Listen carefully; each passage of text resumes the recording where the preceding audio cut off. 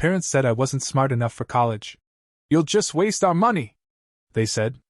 I quietly moved out and paid my own tuition. Years later, they were speechless when it started with a whisper, almost a rumor that passed through the walls of our cramped living room.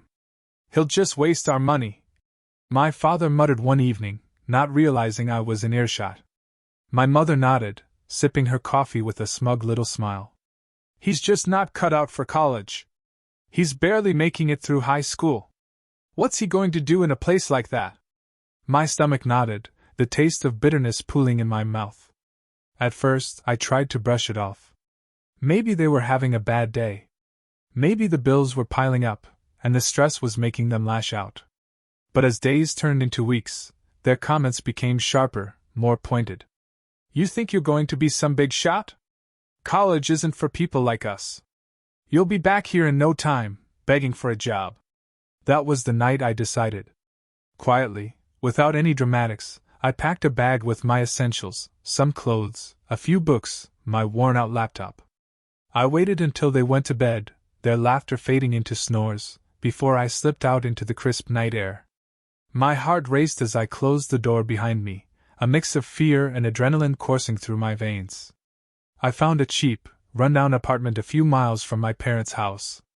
It smelled of mildew, the paint was peeling from the walls, and the heater rattled like a dying animal. But it was mine. I got a job at a 24-hour diner, working the graveyard shift while sneaking in study sessions during my breaks. The tips were terrible, and I was constantly on the verge of falling asleep at the counter, but I made it work. Every time I thought about giving up, I remembered my parents' voices echoing in my head, telling me I wasn't smart enough, wasn't strong enough. That fueled me. That made me study harder, work longer hours, and push myself further than I ever thought possible. And as I looked around that first night in my tiny apartment, my eyes stinging from exhaustion, I promised myself one thing: I would prove them wrong. Not for them, but for me. The days blurred together into an endless cycle of work, study, and sleep. Some nights, I'd wake up to the sound of the heater sputtering or the wind howling through the cracked window panes. The cold would seep into my bones, but I didn't complain. Every shift at the diner was a battle against exhaustion, a test of how far I could push myself without breaking. I kept my textbooks hidden behind the counter, studying in stolen moments while waiting for the night's last customer to finish their coffee. My coworkers gave me odd looks at first, but eventually they stopped questioning it. They thought I was just some kid trying to make ends meet. No one suspected I was fighting tooth and nail to put myself through school. I remember one morning, after a particularly grueling shift, I sat down at my tiny kitchen table and stared at the tuition invoice on my laptop screen. It was more than I'd ever imagined. For a moment, I considered giving up, calling my parents, swallowing my pride, and begging for help. But then I pictured my father's smug expression, my mother's condescending laugh, and I felt my resolve harden. I took on more hours at the diner. Picked up a second job delivering newspapers before dawn. Ate instant noodles and drank tap water for weeks. Anything to scrape together enough to cover tuition. I barely saw the sun, living in a constant haze of fatigue. But I kept going. The worst part was pretending everything was fine. My parents didn't even call to check on me. It was as if I'd vanished from their lives entirely. But I knew better. They thought I'd come crawling back, defeated. They were waiting for me to admit they were right. I was determined to make sure they were wrong. Months passed, and the weight of my secret life grew heavier. I learned to hide the dark circles under my eyes with cheap concealer, and fake a smile when classmates asked how I was doing. I couldn't let anyone see how close I was to breaking. But somewhere in that grind, something changed. My grades improved. I started understanding the complex theories that had once seemed impossible. Late nights at the diner turned into early mornings in the library. My professors took notice, praising my dedication, my insight. Slowly, I climbed to the top of the class. One evening, after I submitted a paper I was sure would earn me a failing grade, my professor called me into his office. I sat there, nerves crackling like static, waiting for the blow. But instead, he handed me the paper, now covered in red ink, and said quietly, "This is brilliant work. Have you ever thought about applying for a scholarship? A scholarship? The word felt like a lifeline thrown into a raging sea. I applied for every one I could find. Spent sleepless nights writing essays, gathering recommendations, filling out forms. And then one morning, I opened my email to find a message that made me drop my phone onto the floor. I had been awarded a full scholarship. Tuition, books, even a modest living stipend. I sat there, in my cramped apartment, staring at the screen while my hands trembled. The weight I had been carrying for so long, every dollar scraped together, every sleepless night, lifted off me like a heavy coat. I wasn't just surviving anymore. I was winning. That scholarship changed everything. It didn't mean I could quit my jobs, far from it, but it gave me breathing room. Suddenly, I wasn't living on instant noodles and tap water. I could afford real groceries, even the occasional takeout splurge. More importantly, I could finally cut back my hours and focus on my studies. With the extra time, I threw myself into academics like a man possessed. I wasn't just determined to graduate. I was determined to graduate at the top of my class. Every sleepless night, every shift at the diner, every moment of doubt, I was going to make it all worth it. And yet, through it all, my parents never called. Not once. No. How are you? No. Do you need anything? They had written me off, convinced I'd fail. I remember walking past a mirror one evening and barely recognizing the person staring back at me. My face was thinner, my posture straighter, my eyes sharper. I wasn't the uncertain teenager who'd slunk away from home in the middle of the night. I was becoming someone else, someone stronger, smarter, more determined than they could have ever imagined. It wasn't just about proving them wrong anymore. It was about proving to myself that I was capable, that I was worthy, that I could build a life on my own terms. I promised myself I wouldn't go back until I had something undeniable to show them. Something they couldn't dismiss, couldn't ignore. The years blurred into a determined march forward. With every course I aced, every award I earned, I'd built a fortress of quiet pride. By the time I reached my senior year, I was at the top of my class, the recipient of multiple scholarships, and the subject of whispered admiration among my peers. Professors invited me to conferences, classmates turned to me for guidance. I was no longer the invisible kid who'd slipped out of his parents' house in the dead of night. I was becoming something I never thought possible, someone who mattered. I had carved out a life for myself. It was far from easy, balancing 2 part-time jobs, volunteering for academic projects, and mentoring younger students, but it was mine. The first time I stepped onto the stage to accept an award, my hands trembled. Not from fear, but from the sheer weight of that moment. It wasn't just a certificate or a scholarship. It was proof that I'd been right to believe in myself, even when no one else did. As graduation approached, I found myself standing in the bookstore, ordering my cap and gown. The clerk asked, "Name?" And when I gave it, she looked up and smiled. "You're the honors graduate. Congratulations." That moment hit me harder than I expected. I nodded, trying to keep my composure, but my throat tightened. I thought of my parents, of the empty chair at every school event, every parent-teacher meeting. I imagined my father's dismissive snort, my mother's indifferent shrug. And for the first time, I wasn't just angry, I was free.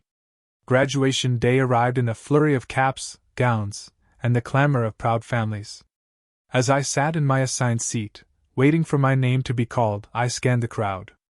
Faces beamed with pride, cameras flashed, and applause echoed through the auditorium. But there was no one there for me. Not a single familiar face. My parents hadn't even sent a message. I felt a flicker of bitterness, but then it was replaced by a wave of something else, determination. When my name was called, I walked across that stage with my head held high. The cheers from the audience, though not for me, filled the space around me.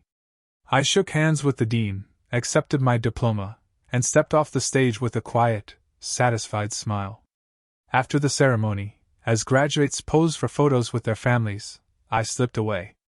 I walked alone down the quiet streets surrounding the university, the weight of the diploma in my hands. I ended up sitting on a park bench, staring at the sky painted in the warm golds and pinks of the setting sun. It was in that moment that I made a decision.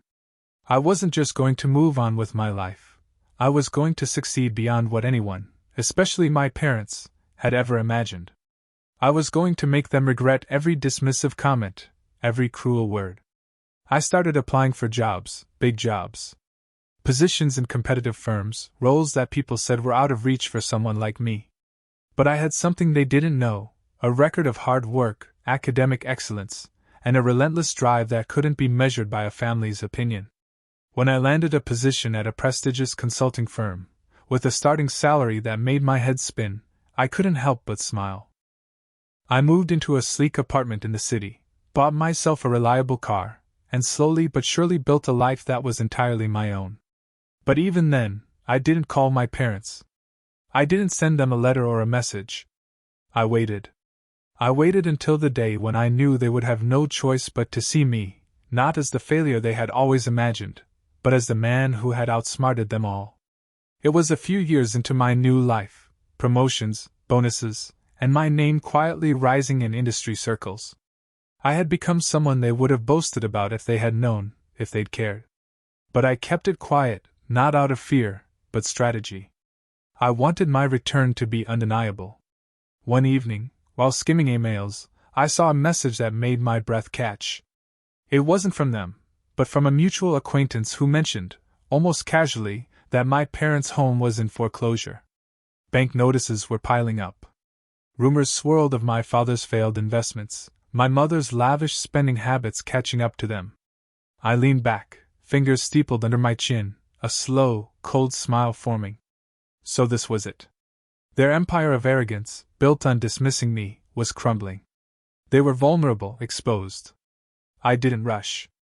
I waited a few more months, let the storm batter them until the roof was practically caving in. Then, armed with quiet confidence and more than enough money, I reached out to the bank. A few strategic phone calls, some paperwork shuffled across desks, and suddenly the foreclosure stopped, because I bought the house. The day I walked up to that front door, I could see them through the window. My father slumped on the couch, my mother pacing. The air was thick with tension, the walls probably echoing with the fights they'd been having since the letters arrived. I knocked once sharply. My mother opened the door, her face pale, her eyes widening as she took me in. I was dressed in a tailored suit, calm and composed. For a moment, she seemed genuinely glad to see me, relief flickering across her face. "Charles! Oh, thank God, we've been trying to." I raised a hand, cutting her off. "I'm not here to help. I'm here to collect what's mine." Confusion twisted her features. "What are you talking about?" I pulled the deed from my coat pocket, unfolded it slowly, deliberately. "This house. It's mine now. Bought it outright. As of today, you're no longer the owners. You're tenants." My father stumbled into the hallway, his face flushed with anger. "You can't be serious. This is our home." I met his eyes without flinching. "No, Dad. It's my home now. You can either pay rent, under my terms, or pack your things and leave." Silence. For the first time in my life, they had nothing to say. My mother's mouth opened and closed like a fish gasping for air. My father's shoulders sagged as if the weight of all his failures had finally crushed him. The moment was everything I'd imagined and more. I stepped over the threshold, my footsteps echoing sharply on the tile. My parents shrank back as though my presence alone was a storm battering the fragile walls of their world. My mother's hand trembled against the doorframe, her lips quivering with words she couldn't quite form. "You can't do this," my father finally choked out. His voice was small, defeated. "We raised you. This is your family's home." I laughed, a cold, mirthless sound that reverberated through the hallway. "Raised me? Is that what you call it? You told me I was worthless. That I'd waste your money, remember? You said I wasn't smart enough for college. You made me feel like a burden in my own home. Now this house, the one you mocked me in, belittled me in, it belongs to me." The weight of my words hung heavy in the air.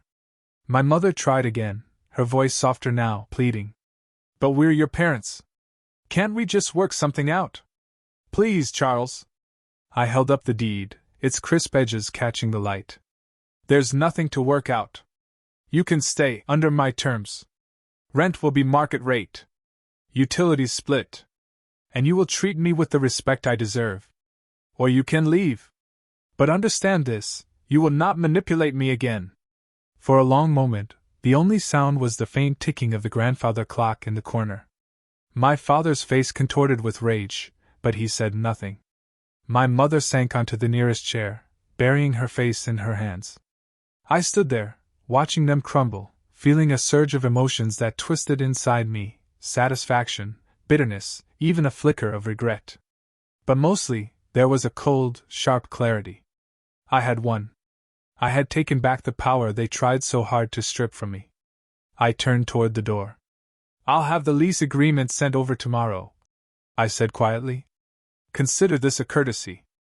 As I stepped outside, the cool air hit my face, and I drew in a long, slow breath. For the first time in years, the weight on my chest had lifted. I wasn't the boy who had left in the dead of night, broken and humiliated. I was the man who had returned with power in his hands and no need for their approval. I stood on the sidewalk for a long time after I left the house, watching the windows where I used to sit as a child, staring out at the world I felt shut off from. Now, I was the one on the outside by choice. I had wrestled back my life from the shadows they tried to trap me in. As I walked to my car, I felt an unexpected stillness settle over me. I had always imagined this moment would be filled with triumphant shouts, a cinematic revenge scene that would leave them gasping. But now that it had happened, the feeling wasn't as simple as victory. Yes, I was satisfied. I had shown them, no, I had forced them, to see the man I had become. The boy they dismissed, underestimated, and discarded was gone. I had climbed higher than they ever dreamed possible. And now they were at my mercy. But as I sat in my car, staring at the steering wheel, I realized something deeper. I didn't need their validation anymore. I had spent so many years driven by a desire to prove them wrong, to make them see me. And I had succeeded. But standing in front of that house, watching their world collapse under the weight of my success, I saw them for what they truly were, fragile, petty, and ultimately powerless. I was free. I started the car and drove away, not looking back. My phone buzzed with a text from the lawyer, confirming the transfer of ownership was complete. I didn't bother to reply. Let them sit with the knowledge that everything they'd once controlled was now under my terms. I knew they would scramble to find a way out, to twist the narrative, and paint me as the villain. But I didn't care. The people whose approval I once craved had no power over me anymore. I had built a life of my own, carved from hard work, resilience, and a stubborn refusal to accept their version of my worth. As I merged onto the highway, the city lights spread out before me. I felt the weight of the past dissolve. This was my life now, on my terms, without the need for their acceptance. In the days that followed, the silence from my parents was almost deafening. No frantic calls, no desperate texts, just a hollow quiet that echoed louder than their scorn ever did. Part of me expected them to fight back, to claw at me with the same biting words they'd wielded when I was young. But they didn't. Instead, I received a single, sterile envelope in the mail. Inside was a copy of the lease agreement I'd had my lawyer draft. My father's signature was scrawled at the bottom, his handwriting shaky, almost reluctant. My mother's name appeared next to his, her elegant loops subdued into something smaller, more cautious. They had signed. The power shift was complete. It was a strange feeling, seeing those signatures. I traced the letters with my fingertips, feeling a cold sort of triumph seep into my bones. For years I had lived under their roof, listening to their snide remarks, their dismissive comments about my dreams. And now they lived under my roof, bound by my rules. I could have made it unbearable for them. Raised the rent to impossible levels, imposed strict conditions, turned the screws until they were forced to leave. But I didn't. Not because I felt mercy, but because I knew that simply existing under my shadow, answering to me, was punishment enough. In a quiet moment, I sat by the window of my apartment, the city sprawling out below me, lights glittering like distant stars, and reflected on everything that had brought me here. The endless shifts at the diner, the cold nights huddled over textbooks, the whispered doubts that haunted my every step. I had built myself from the ground up, brick by brick, scar by scar. I thought of the boy I used to be, the one who stood outside that house, listening to their laughter as they dismissed him. Would he recognize the man I had become? Would he believe that one day he would be the one holding the deed to the house that had always felt like a cage? As I watched the sun dip behind the city skyline, I felt a deep, quiet peace settle over me. I wasn't driven by revenge anymore. I didn't need their approval, their apologies, or even their understanding. What I needed was this: the knowledge that I had done what they believed impossible. That I had risen above the limitations they tried to chain me to. I was finally free. When the lease payments started arriving in my account, I didn't even bother to open the statements. It wasn't about the money. It was about the shift in power, the reversal of roles, the silent acknowledgement that I had outgrown them in every way. That night, I lay in bed, the city's quiet hum filling the silence. I thought of all the moments they had tried to belittle me, crush my dreams, and reduce me to nothing. I realized, in a bittersweet way, that they had given me the greatest gift, because without their cruelty, I might never have found the fire to forge my own path. And in the end, I wasn't just surviving. I was thriving. In the end, standing at the threshold of my own hard-earned life, I realized something simple but profound. I didn't need their validation. I had longed for it, worked for it, bled for it. But now, watching them bend under the weight of my success, I felt a quiet clarity. It wasn't about revenge anymore. It was about liberation. If I could speak to that scared, determined boy I used to be, I'd tell him this: never let anyone's disbelief limit your dreams. Prove them wrong, not for them, but for yourself. And as I walked away from the house one last time, I didn't look back. I didn't need to.